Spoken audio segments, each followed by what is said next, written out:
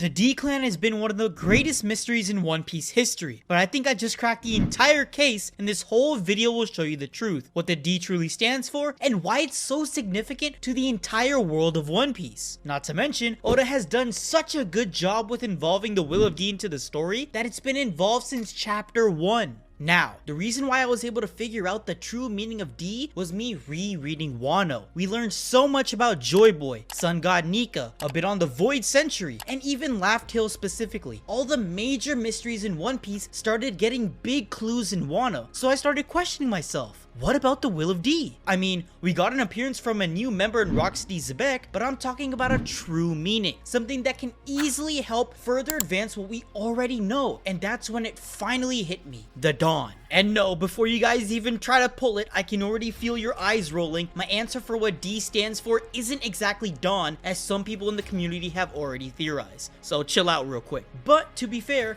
Dawn is in fact a piece to the entire puzzle, and a pretty big one at that. Like I said before, that the true meaning of D has been around since chapter 1, so has Dawn. If you literally go back to the very first chapter, you'll see the title itself and understand. Romance Dawn. There's also the fact that Luffy is from Dawn Island. Dawn refers to the beginning of a new era, a new phase of life, and we also see Oda start off with Roger's execution, the beginning of the greatest pirate era in history. What made me realize all of these connections early on about Dawn was Wano, and more specifically, Toki's prophecy. Toki's prophecy has many pieces of symbolism, with the 9 shadows, the moon, and how in due time, Wano will be liberated. But yet again, we find our first puzzle piece at the center of this prophecy, the Dawn. With Toki saying that we shall soon know the brilliance of the dawn, it truly made me reflect. And then I saw it for what it was. Toki isn't talking to us about the dawn. This is Oda directly talking to us, telling us that soon enough, once we see the liberation of Wano and the defeat of Kaido, we'll understand the brilliance of the dawn. Now, it's funny that as soon as Wano ends, Luffy becomes Sun God Nika and helps liberate Wano. Oda says that he's gearing to prepare us all for the final saga, as if he's been waiting for us to see Luffy's Nika form before showing us the final phase of this entire story. So naturally, I start trying to understand the underlying connections between Dawn and Luffy's new form. At first, it was easy. It's obviously the sun, as the dawn is literally the phase of how the sun comes up, and Luffy is the new sun rising into the One Piece world. But I thought back to each and every single D-Clan member, and that's what truly opened my eyes. You see, with every single possible theory on the true name of the D-Clan, we try to come up with something unique and cool that not only sounds great, but has great significance to the story. Names like Demon, Devil, and others that I can't really remember. But the one thing that has the most thing in common out of all of them is that they can't easily unite all of the D-Clan members we've seen in the story. Some are able to unite most, but there isn't one meaning that truly holds the same meaning and symbolism for every single D-Clan character, and that's why it's so tricky to figure out. I mean, let's go through all the D-Clan members themselves to show how difficult it is for connections to be made. First, you've got your good guys like Luffy, Ace, Garp, Dragon, Roger, Rouge, Saul, and if you want to put him in this category, Law. Then you've got your bad guys like Blackbeard and Rocks. You've got some of them who want to be free pirates, some of them who want to rule the world, some who I have no clue how they even made the list, I'm looking at you, Rouge, and some who have completely different philosophies in life than one another. All these differences truly make you confused, and if you keep trying to tie certain aspects of their character to one another, we'll never figure it out. So when we go back to a name like Dawn, it wouldn't work for everyone, as there's clear contrast to the name, like Blackbeard for example, who embodies the true ideology my bad, of darkness, not at all like the sun. So I scratched out the idea of the dawn Oda's referring to being specifically tied to the sun, but it still had to do with Gear 5 somehow, and like a madman, I proceeded to read the Gear 5 chapters in Wano about 50 times.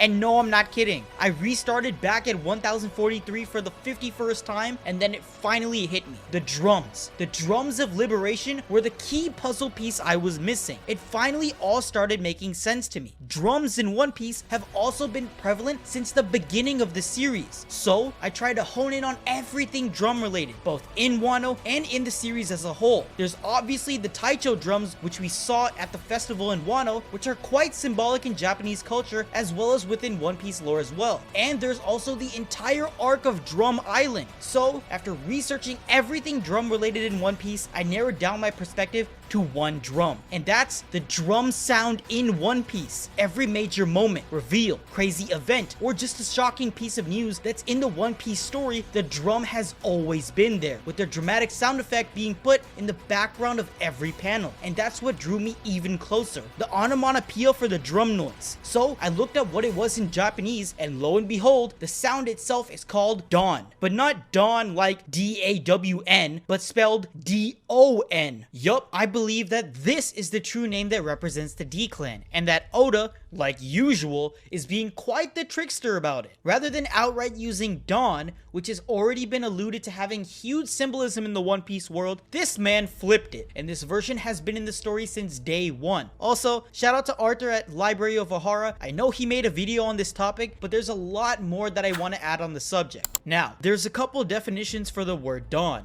like for a bowl of meat paired with rice, but I want to focus on the other, which is apparently to thump or a boom, like a drum banging for instance. But yet again, I'm sure the question is probably this: well, Prince, how is dawn related to every single D-Clan member? How can they all be connected to one another with just a drum noise? That doesn't make any sense. Well, you guys are right. This thumping sound isn't the true connection for all Will of D members. But the craziest thing is that Oda already gave us the answer, and it goes all the way back to Water 7. I'm sure some of you are already catching on, especially if you're a Frankie fanboy, but for the rest of you, let's take a little trip down memory lane, all the way back to Frankie's flashback to meet one important person. The person who held the secrets to not only the ancient weapon Pluton, but his way of life hid the secret of the Will of D. Let's go back and look at the amazing life of 𝚘𝚙𝚢𝚛. 𝚘𝚙𝚢 was an overall great character, but as many of you know, he had a saying that truly exemplified him as a character, and that saying was to do things with the dawn. Throughout his life, he had this motto to be resolutely proud of the things he's done, the time he's invested, and more importantly, the ships he's created. This will of his was then inherited by Frankie, who was able to directly impact many other characters with his dawn attitude. Now, the most crucial moment we see 𝚘𝚙𝚢𝚛 talk about this dawn attitude was when he was proud to be involved with the creation of the Pirate King's ship, and he's right in every way. And after going back to see his will directly, I realized that this moment is the exact definition of dawn that Oda wants to give us. Dawn stands for the idea of being resolute and proud in one's own actions, their will, no matter what it may be, whether that will causes chaos and danger or it's something that spreads good all over. Wills should be resolutely followed with pride and conviction.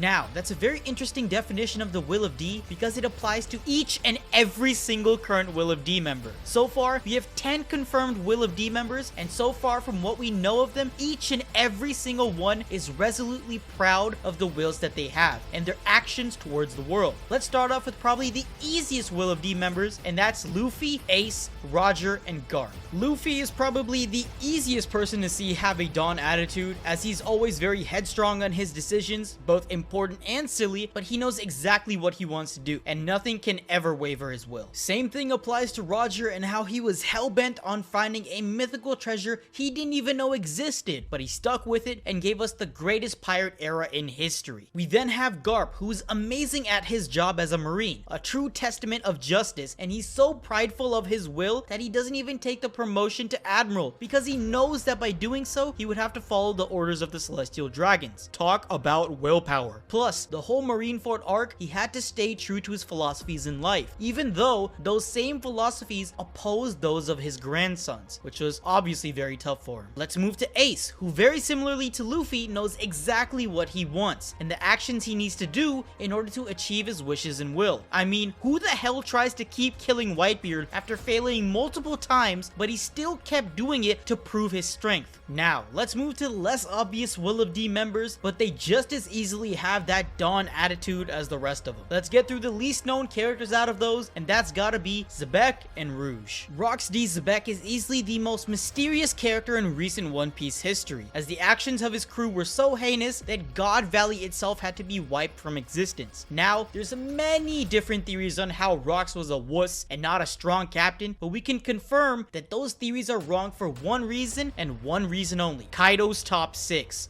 From what we know, Rox was set out to be the king of the world. According to the Marines, opposed the power of the celestial dragons and was in Kaido's top 6 pirates who were put on a pedestal of strength. And the other 5 of the crazy strong pirates include Shanks, Roger, Whitebeard, Odin, and Luffy. Pretty strong people to be compared with if you ask me, so he's most definitely not just some Buggy 2.0, but he had his own resolution and will which he stood by, and thus was erased with God Valley as time went on. Only connection of Rox we see in today's world of One Piece is a very small one which is yet to be explored, but it still exists, and that's the connection with Blackbeard, who we'll get to soon enough. Alright, now let's move to the most random of the bunch, Portugues de Rouge. We all know the story of how Rouge practically sacrificed herself to give birth to Ace, and let me tell you, regular pregnancy is already an insane feat in any world. Now you look at Rouge's 20 months with Ace, and trying to keep her entire pregnancy a secret just to survive, that takes an insane amount of willpower and resolution to one ideal, bringing in the next generation. She may not be a fighter or a grand explorer, but by giving birth to Ace, Rouge showed more than enough proof as to how she is a member of the D-Clan, with proud ambitions and wishes for Ace. Alright, let's dive into some more well-known ambiguous characters now who've had different paths, but each and every single one exemplifies that Dawn attitude. Those characters are Dragon, Blackbeard, Law, and Saul. And now, let's start off with the fan favorite. Now, although Law is a lot more different than Luffy, his path has always been tied to one D in particular, and that's destruction. As stated by Corazon, Doflamingo, and even Law himself, after losing everything he had in the world, Law sought nothing but to bring the world pain. His conviction and motives were clear, and was proud to bring destruction to anything and everything. Obviously, he changed once he was with Corazon, but even later on in life, after losing another important figure in his life, he was hell-bent on revenge, and his actions were always towards one specific will. We even see Sanji questioning Law's motives once he starts fighting Doflamingo at the bridge to Green Bay. But in Law's mind, he was always going for the kill with Dofi, and never wavered once, which is why he was able to do well to team up with Luffy towards the end of Dressrosa, as their wills and convictions temporarily aligned, taking down Doflamingo. Law may not be as cheery and goofy as the other Will of D clan members, but his actions and decisions have just as much resolution. Next, we have the infamous Blackbeard, who's done so many evil things, so many treacherous acts, but yet such a coward. And I'm sure you're wondering, well Prince, if Blackbeard is a coward, how can he be proud of his actions, or resolute with his will? He's only just an opportunist. And to that I say, look at his main motive throughout the story. If there's one thing that Blackbeard didn't waver from, and kept his pride high whenever achieving it, it's his greed for power. Even after many years of being a son of Whitebeard, after seeing an object he craved because it possessed some crazy power, he broke every rule possible and doubled down. Ace himself said Teach broke the one golden rule on a pirate crew, and that's to not go after your own crewmates. Well, Blackbeard took pride in his position, and he took pride in the fact that he gained so much power, and thus kept his actions going for his inherent will, which is the lust for power. We see him becoming a warlord just to manipulate the world government and gain a more powerful crew. Struck at Whitebeard when the time was right to gain a second devil fruit and even more power. Going after Pudding in order to read poneglyphs, going after Boa Hancock's fruit, and inheriting the will of Roxy Zebek. Blackbeard fulfills his Dawn attitude by continuously going down the same path of darkness, with conviction and clarity. His will in the new world is simple, to gain as much power as possible. Now, let's move on to Saul, and although we might see him soon enough, what we saw during Robin's flashback was more than enough to show how he has a Dawn attitude. It's very simple, to be honest. He honed in on his beliefs, and put everything in his life at stake because of it, which includes his job, and at one moment, his life. But because he was so sure of his own beliefs and had enough conviction to even die for them, he was able to showcase his Dawn attitude. And hey, Oda is now bringing him back during Elbaf, so expect even more to come from our giant Will of D member. Last, but certainly not least, we have Monkey D. Dragon, who, I'm sorry to say, has done nothing in the story yet. I mean, I hope he does soon enough, but it seriously already has been 1081 chapters, and we haven't seen Dragon even move once. But even with all the sitting that he does, his track record is proof enough of his Dawn attitude. The ability to make an entire revolutionary army and guide it against the world nobles is already an extraordinary feat, and because of the time, dedication, dedication, and willpower to slowly make his army, Dragon must have needed resolution and conviction in order to do so. In fact, I'd say that he's the character who cannot back down at all. He is the resistance in the world of One Piece. With his moves, the world could possibly be swayed just by his prideful actions alone, acting on what he believes in, which is a just world without the celestial dragons. This may be the reason why Oda has kept him so still for so long, because he knows that once Dragon starts acting, many will follow his path, and this is how he's currently the most dangerous D in the present era, aside from Luffy. He is a direct enemy of the gods. Now, I definitely said that last line for a reason, and it's because it's a perfect way to segue on to the next main point behind the Will of Dawn, and that's how it matches up versus the celestial dragons. Let's go back to Corazon and what he was saying specifically, mainly because his statement is a key instrument into identifying what the Will of D is. For people who have the Will of D to be sworn enemies of the gods, it can mean only one thing, right? Everything that they stand for is completely different, and especially in the current world of One Piece, the sworn enemy of the gods are those who openly oppose them, who don't even flinch at the danger that it brings, and they are those who have absolute wills who will stop at nothing to achieve their said wills. Their conviction and unwavering spirit is what separates them from the rest, and if you've been paying any attention to the story, you can see that the most ballsy people that stood up to the celestial dragons have this Dawn attitude, and are members of the Will of D clan. We've got Luffy punching a celestial dragon, Garp openly being annoyed by them and not caring about their decisions. There's also 𝙲𝚘𝚎𝚑𝚝 and the whole God Valley situation. As time goes on in the One Piece world, we'll see more examples of D clan members going against celestial dragons, whether it's in the past or in the future. I mean, even the Gorosei are so scared that people all over the world might be influenced by Luffy's convicted actions throughout the story, that by the time he unlocked Gear 5, they didn't even want his new picture or the letter D in his bounty poster. Now, let's move to another aspect which we can see similarities in, and that's Conqueror's Haki. There is some correlation between Will of D members and Conqueror's Haki, as about 40% of the current members have Conqueror's Haki. I'm counting Garp, and if you want to count Dragon and 𝙬𝚑, that's 60%. Now, if we compare that to the usual metric we see the chances of a Conqueror's Haki user existing, which is 1 in a million people, it's an enormously big difference. If you look at it for what it is, the whole thing makes complete sense. Conqueror's Haki is about having the essence of a conqueror, those who are unwavering to danger, resolute in their own will, and have the qualities to influence their will over others. Now, does that sound quite familiar? Oh right, that's literally what having a Dawn attitude is about. Wow, it's crazy how that just lined up like that. Totally not what I intended at all. Well, believe me when I say this though, this isn't even the craziest reason why the Will of D has to stand for Dawn. Now, this final connection was only revealed to us quite recently, but it's just as telling as everything else. And in fact, it could possibly give us more than we could have ever imagined. And it all starts with a name. An Elder Star's name. That's right, I'm talking about Mr. St. J. Garcia Saturn. Now, with the world noble's name seemingly having a general Spanish origin like Don Quixote or J. Garcia, I was kinda perplexed, but the names weren't what I was originally concerned with, although it did help narrow down a certain region. The main thing I was interested in was the honorary prefix in Saturn's name, being Saint. Now, it's quite obvious, unless you live under a rock, that Saint refers to someone of holy stature, and that plays perfectly with the theme, seeing that the Gorosei are the highest ranking celestial dragons in the world, and celestial dragons themselves are seen as gods. But what made me more curious was something I found while researching earlier parts of the video. You see, the word Dawn had many different definitions apart from its Japanese one, but I decided to hone in on a particular definition, one that tells us what the word Dawn's importance is in Spanish. And get this, Dawn is also an honorary prefix, and when I read more into the definition, I was convinced that this is what the Will of D has to stand for. Straight from the beautiful source of Wikipedia, we see that the Dawn honorific is usually abbreviated as just D,